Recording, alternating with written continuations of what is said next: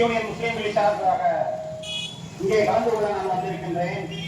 இந்திய கம்யூனிஸ்ட் கட்சி சார்பாக நடைபெற்றுக் கொண்டிருக்கக்கூடிய ஆர்ப்பாட்டத்திலே தலைமை வகித்துக் கொண்டிருக்கக்கூடிய தோழர் இக்பால் அவர்களே, டிமிட்ரோ அவர்களே, முன்னிலை வகித்துக் கொண்டிருப்பவர்களே, இந்த நிகழ்வை துவக்கி வைத்து சிறப்புரையாற்றிய சகோதரர் சையத் ஜஹாங்கீர் அவர்களே, இந்த நிகழ்வுக்கு வருகை தரக்கூடிய மேயர் அவர்களே, துணை மேயர் அவர்களே, சட்டமன்ற உறுப்பினர் அவர்கள் அனைவரையும் வருக வருக என்று கேட்டுக்கொண்டு எனது உரையை நான் ஆரம்பம் செய்கின்றேன். கடந்த 10 ஆண்டுகளுக்கு மேலாக இந்தியாவிலே அமைதியை சீர்குலைத்து சமுதாயங்களுக்கு மத்தியிலே பிளவை ஏற்படுத்தி கோயில்வாயை நினைத்துக் கொண்டிருக்கக்கூடிய ஒரு அரசு இந்தியாவிலே நடந்து கொண்டிருக்கின்றது. இதை தடுப்பதற்கு நாம் எவ்வளவோ முயற்சி செய்கிறோம். ஆனால் அது என்னவென்று தெரியவில்லை, அது நடக்கவில்லை. இப்பொழுது அவர்கள் ஒன்றை ஆயுதத்தை கையில் எடுத்திருக்கிறார்கள். இந்தியாவிலே இஸ்லாமியர்கள் 2வது குடிமக்களாக ஆக்குவதற்காக முயற்சியிலே என்பிஆர், என்ஆர்சி, சிஏஏ போன்ற கொடுமையான சட்டங்களை கொண்டு வந்தார்கள். அதை இந்தியாவில் வாழ்ந்து கொண்டிருக்கக்கூடிய அனைத்து சமுதாய மக்களும் ஒன்றிணைத்து அதை முறியடித்து அது மக்கள் அனைவரும் வெற்றி கொண்டாடினார்கள். இப்போது என்ன முடிவெடுத்திருக்கிறார்கள் என்று பார்த்தால், இந்தியாவிலே அதிக அளவு சொத்துக்களை, அதுவும் குறிப்பாக 2வது இடத்திலே, இந்தியாவிலே 2வது இடத்திலே அதிக சொத்துக்களை வைத்திருக்கக்கூடிய இயக்கமாக இந்திய வக்ஃப் வாரியம் இருந்து கொண்டிருக்கின்றது. இந்த வக்ஃப் வாரிய நிலங்களை எவ்வாறு கையகப்படுத்தலாம், எப்படி அதை நாம் கைக்குள் கொண்டு வந்துவிட்டு அதிகார துஷ்பிரயோகத்தை பயன்படுத்தி நாம் அதை என்ன செய்யலாம், கார்ப்பரேட் நிறுவனங்களுக்கு நாம் அதை எவ்வாறெல்லாம் வாரி வழங்கலாம் என்கின்ற ஒரு கொள்கையை கையில் எடுத்து வக்ஃப் சீர்திருத்த சட்டம் என்றே ஒன்றை கொண்டு வந்திருக்கிறார்கள். அதிலே பல வகையான விஷயங்களிலே ஒன்று முக்கியமான விஷயத்தை நாம் இங்கே தெளிவான முறையிலே புரிந்து கொள்ள வேண்டும்.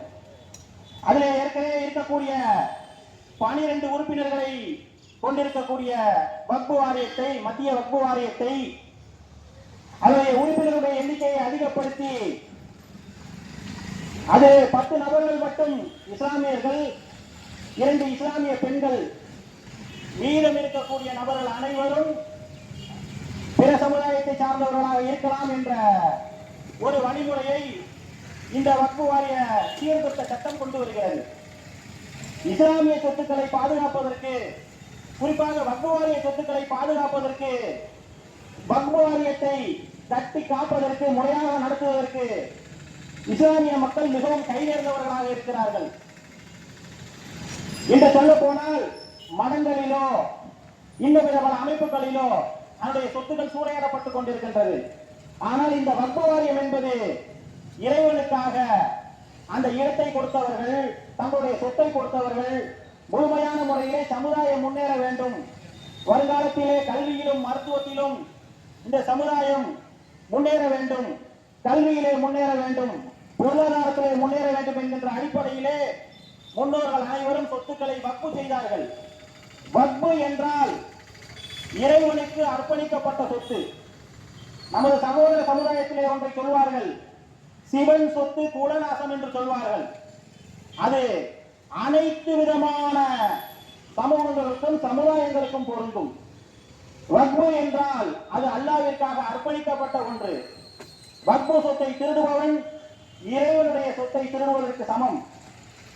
அப்படி இருக்கின்ற வேளையிலே இன்று மாநில வக்ஃப் வாரியத்தை எடுத்தோம் என்று சொன்னால் அதிலேயும் நியமனமாக உறுப்பினர்களை நியமிக்க முடியும், தலைவர்களை முஸ்லிம்கள் அல்லாதவர்கள் எல்லாம் பூர்த்தி செய்ய முடியும் என்கின்ற ஒரு சட்டத்தை தான் மத்திய வக்ஃப் வாரியத்தை சீர்திருத்த சட்டம் என்று ஆண்டு கொண்டிருக்கக்கூடிய பாசிச பாரதிய ஜனதா அரசு கொண்டு வந்திருக்கிறது. இதிலே நாம் ஒன்றை பார்க்க வேண்டும். வக்ஃப் வாரியங்களிலே இஸ்லாமியர் அல்லாதவர்களை ஏன் நியமிக்க கூடாதா என்று கேட்கிறார்கள். நியமிக்க கூடாது என்பதற்கு ஆணித்தனமான பல காரணங்கள் இருக்கலாம். ஆனால் இன்றைய ஆண்டு கொண்டிருக்கக்கூடிய மத்திய மோடி அரசு ஒரு சமுதாய சார்பற்றவர்களை, ஒரு பௌத்தர்களையோ, ஒரு சீக்கியர்களையோ, ஒரு ஜைனர்களையோ கூட்டர்களையோ ஏன் இறை நிராகரிப்பாளர்களை கூட நியமிக்க கூடாது. RSS சங்க பரிவார கூட்டங்களை சேர்ந்த நாம் மட்டும் அந்த இடத்தை நிரப்பி அந்த சொத்துக்களை சூறையாட வேண்டும் என்கின்ற ஒரு முனைப்பு.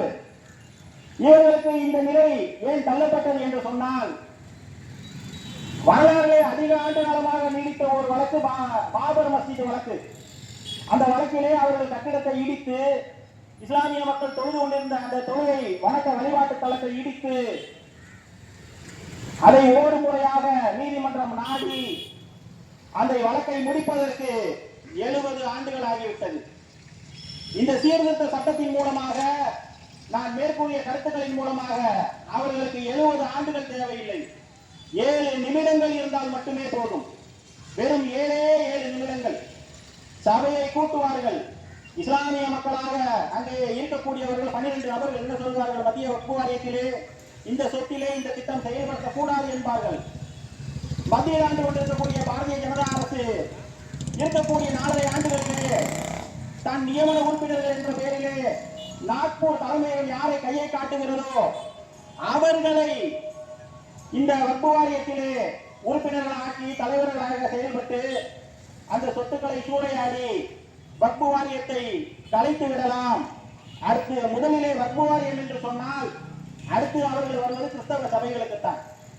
ஏனென்று சொன்னால் இஸ்லாமியர்கள் ஆறு தழுவி கொண்டிருக்கிறார்கள். கிறிஸ்தவ சமுதாய மக்கள் நல்ல கல்வி அறிவை கொடுத்துக் கொண்டிருக்கிறார்கள். ஆறு தழுவுவவனும் சரி, நல்ல கல்வி அறிவு கொடுப்பவனும் சரி, நமக்கு உதவ மாட்டான் என்கின்ற ஒரு மமதை அவர்களிடத்திலே தலையிலே இருந்து கொண்டிருக்கின்றது.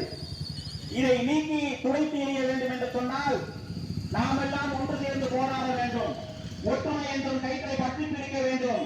இன்றைய தினம் வக்ஃப் வாரியம் எங்களுக்கு இஸ்லாமிய சமுதாய மக்களுக்கு பறிபோகிறது என்று சொன்னால் நாளைய தினம் கிறிஸ்தவ சபைகள் பறிபோகும்.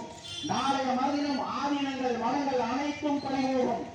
யாருக்கு கையிலே ஆதீனங்கள் மதங்கள் இஸ்லாமிய சபையில் சென்று சேரும் என்றால் சங்கர மரத்திற்கும் நாக்பூர் தலைமையகத்திற்கும் சென்று இந்த சொத்துக்கள் பறிபோகிவிடும் என்று கூறி இங்கே பேசுவதற்கு வாய்ப்பளித்த நல்லுள்ளங்களுக்கு நன்றி கூறி விடைபெறுகிறேன். நன்றி. அஸ்ஸலாமு அலைக்கும்.